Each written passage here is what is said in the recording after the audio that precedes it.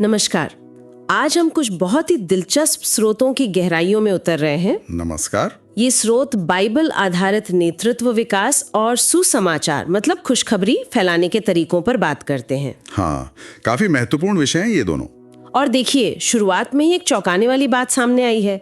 एक स्रोत कहता है कि जो लोग मसीह को अपनाने का निर्णय लेते हैं उनमें से अब 80 से 90% बाद में विश्वास से दूर हो जाते हैं। बाप रे, 80 से 90%?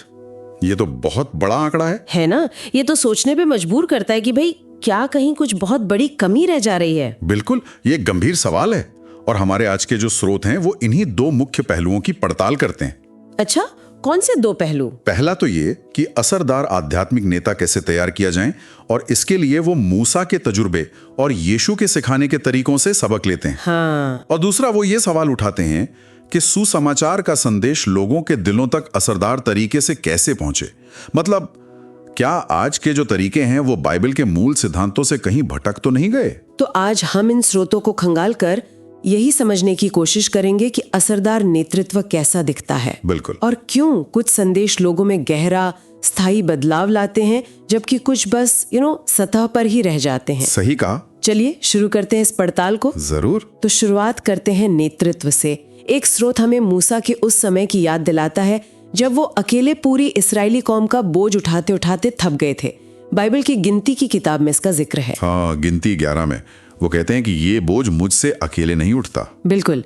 मुझे लगता है कई लीडर्स आज भी इस अकेलेपन और बोझ को महसूस करते होंगे। हाँ, ये बहुत आम भावना है नेतृत्व में। और यहीं से पहला सिद्धांत उभरता है, अकेले मत चलो, मदद के लिए दूसरों को तैयार करो। बिल्कुल सही।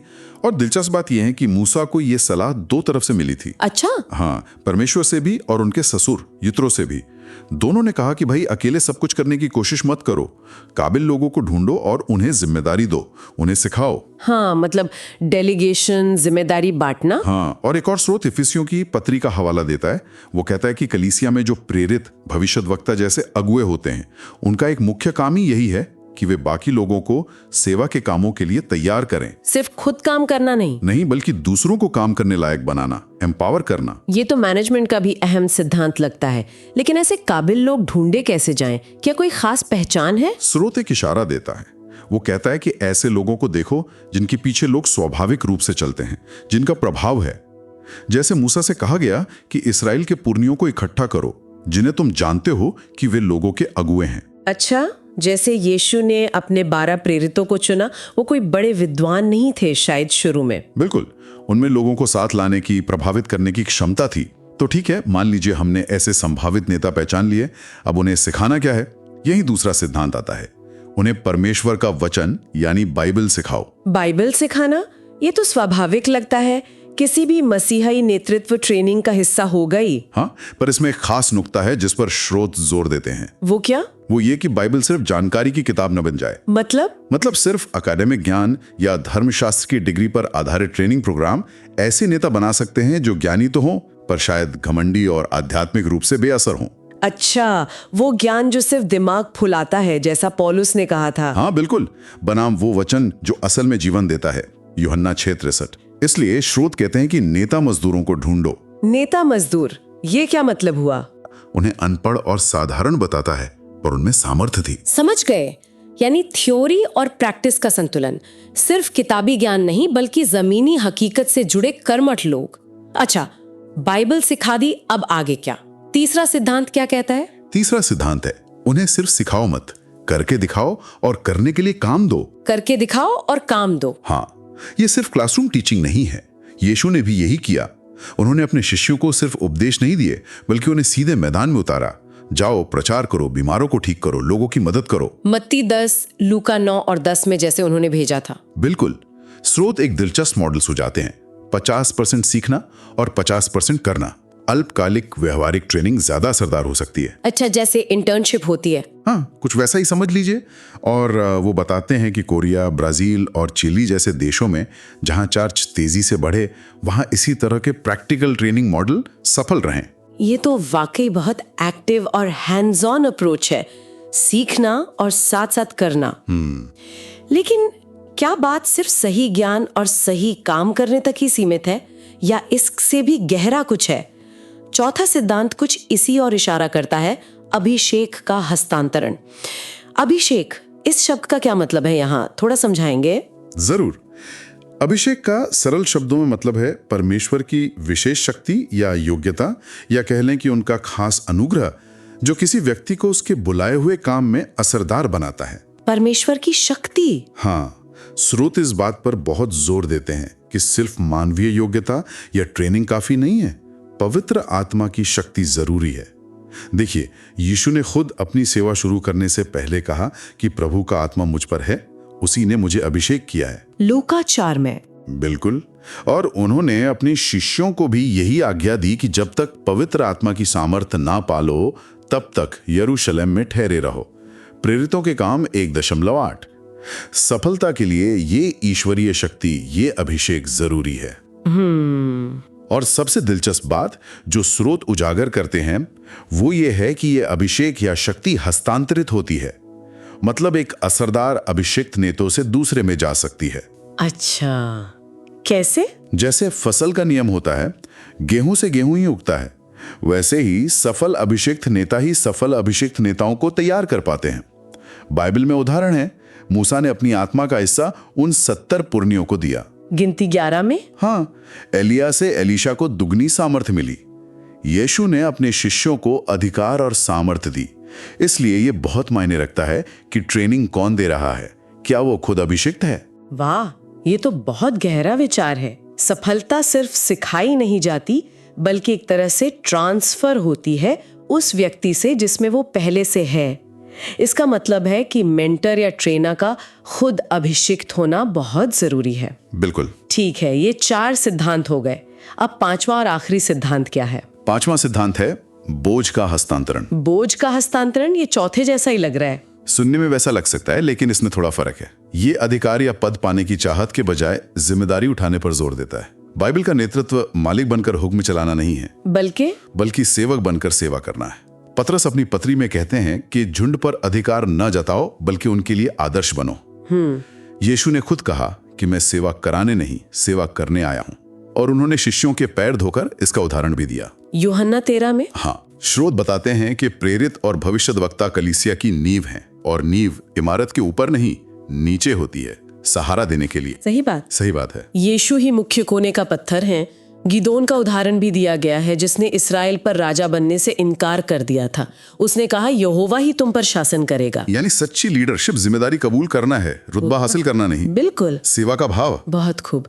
तो ये 5 सिद्धांत, दूसरों को तैयार करना, बाइबल सिखाना, व्यवहारिक रूप से काम देना और करके दिखाना, अभिषेक का हस्तांतरण और बोझ उठाना यानी सेवा करना, ये एक मजबूत ढांचा तैयार करते हैं कि बाइबल के नजरिए से नेतृत्व कैसा होना चाहिए। हाँ, ये एक मुकम्मल तस्वीर देते हैं।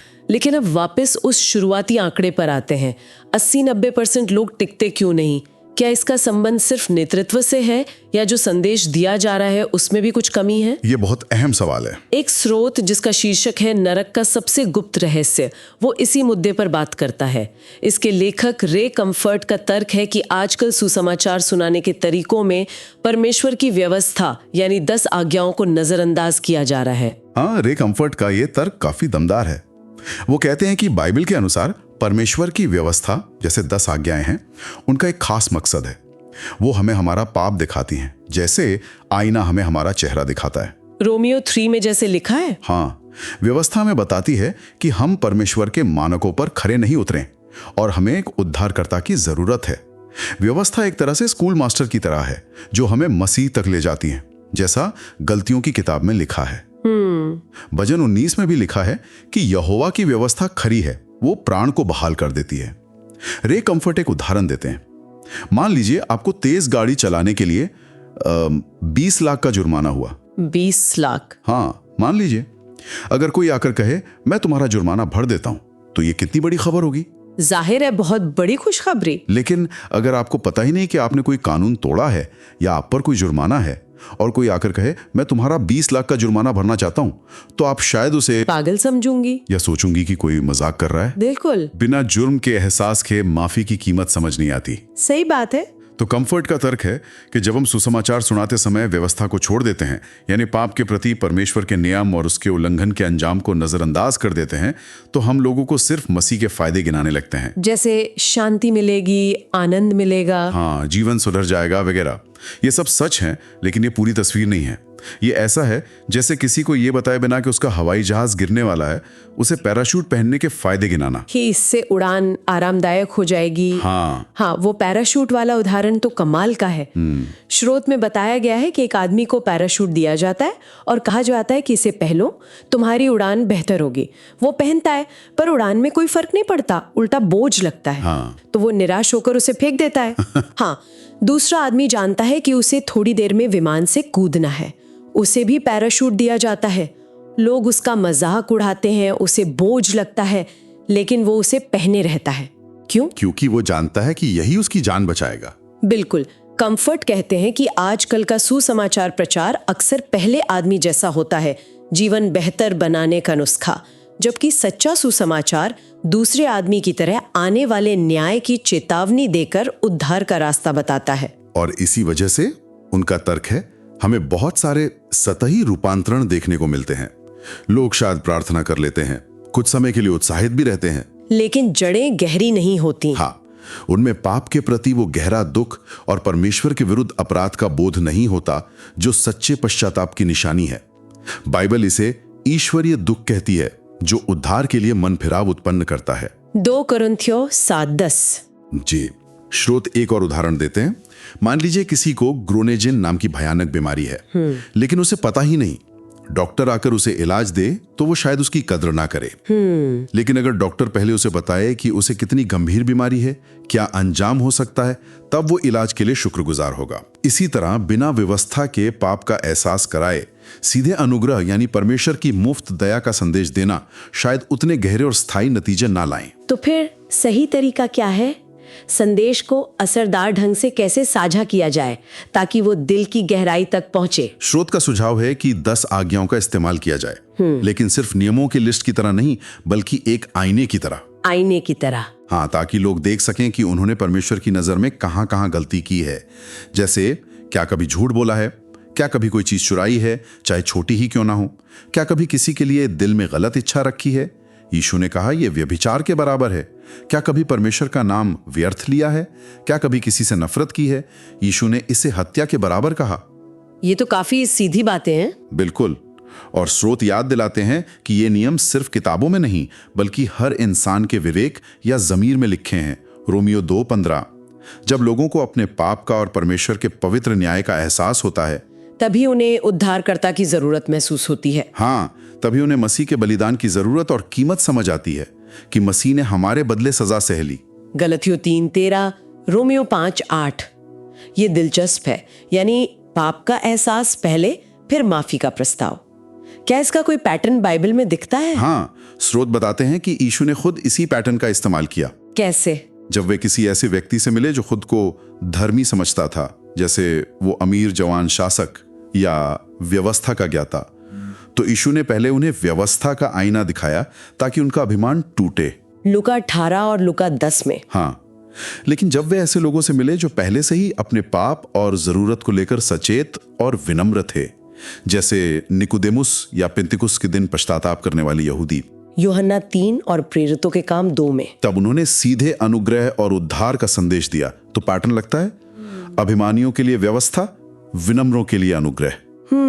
और ये बात दूसरे स्रोत सबसे बड़ी आवश्यकता से जुड़ती है, जो कहता है कि सुसमाचार फैलाना ही आज की सबसे बड़ी जरूरत है। बिल्कुल। और वो स्रोत ये भी बताता है कि ये जरूरत पूरी क्यों नहीं हो रही है, क्या कारण है? हाँ, वो स्रोत कुछ कारण गिनाता है कि लोग सुसमाचार साझा करने में क्यों हिचकिचाते हैं या असफल होते हैं, जैसे दूसरों की आत्मिक दशा के प्रति चिंता या बोझ की कमी, उदासीनता। हाँ, फिर क्या कहना है और कैसे कहना है, इस बारे में ज्ञान की कमी, लोगों के सामने बोलने में साहस की कमी, परमेश्वर की शक्ति पर विश्वास की कमी, और शायद दुनियावी चीजों में ज्यादा व्यस्त होना। बिल्कुल, दुनिया की चीजों में इतना उलझे रहना कि इस सबसे जरूरी काम के लिए ध्यान या समय ही नहीं बचता, फोकस की कमी। ठीक है, तो अब इन सब बातों को एक साथ जोड़कर देखते हैं।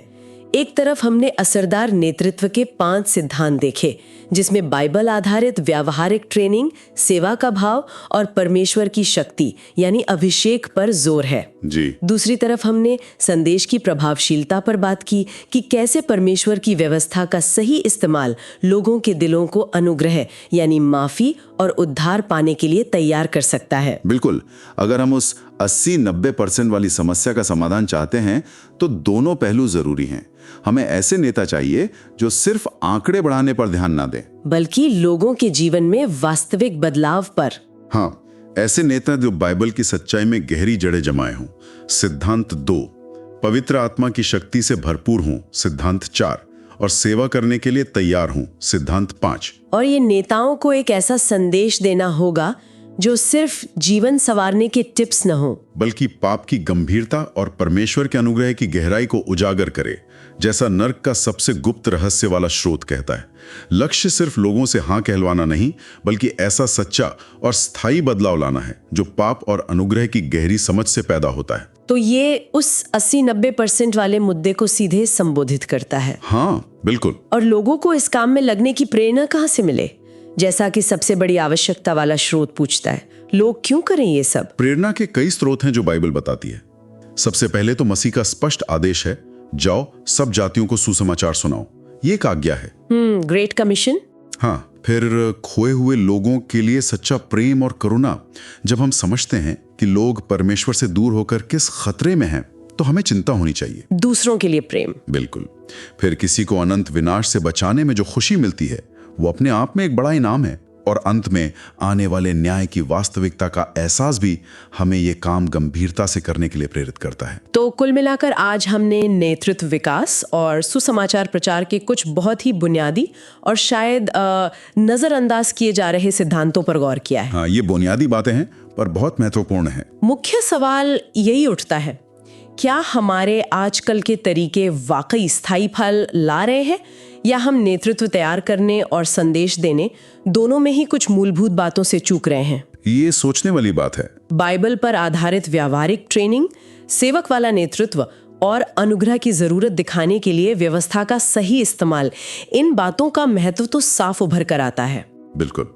और जाते जाते श्रोताओं के लिए एक विचार छोड़ जाते हैं। हाँ, जरूर। इन सब सिद्धांतों पर सोचने के बाद इस हफ्ते ऐसा कौन सा एक छोटा व्यवहारिक कदम हो सकता है जो कोई उठा सकता है? कैसा कदम? चाहे वो अपने आसपास किसी संभावित नेता को पहचानने और उसे प्रोत्साहित करने में हो, या फिर अपने विश्वास को दूसरों के साथ बांटने के तरीके पर दोबारा सोचने में हो, ताकि इन बाइबल के पैटर्न्स के और करीब आया जा सके।